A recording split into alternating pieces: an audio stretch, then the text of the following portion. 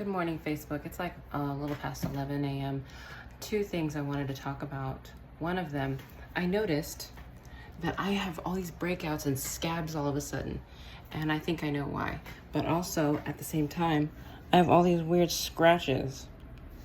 Like somebody did something to me. Because I'm like, I didn't cut myself. My nails are non-existent.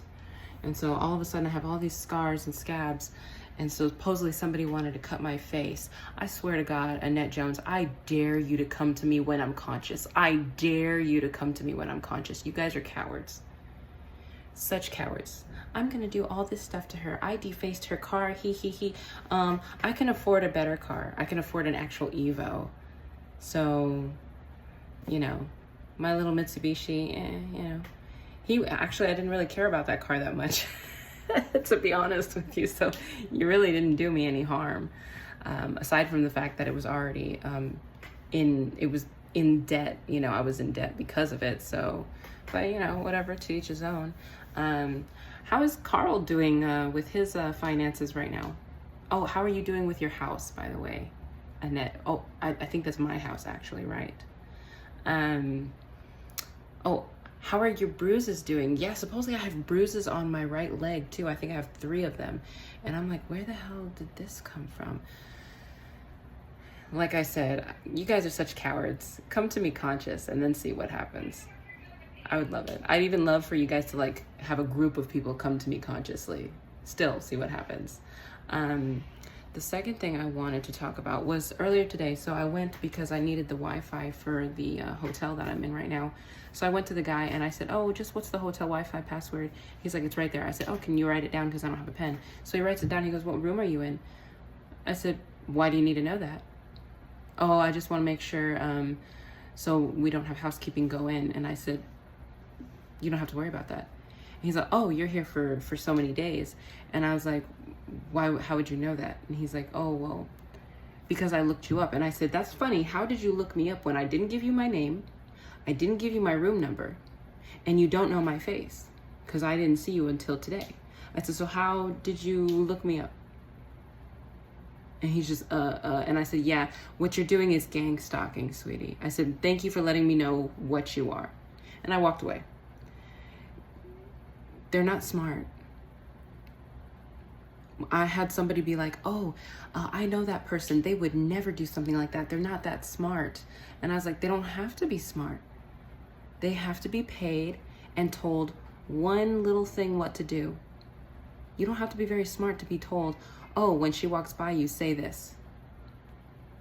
You don't have to be smart to be like, oh, when she comes into the bank, write down everything she does. If she goes to your line, if she goes to your teller, whatever you want to call it, if she goes to your register, write down everything she does, what she says, what she sends it off, and try to get information out of her. Ask her these questions, blank, blank, blank.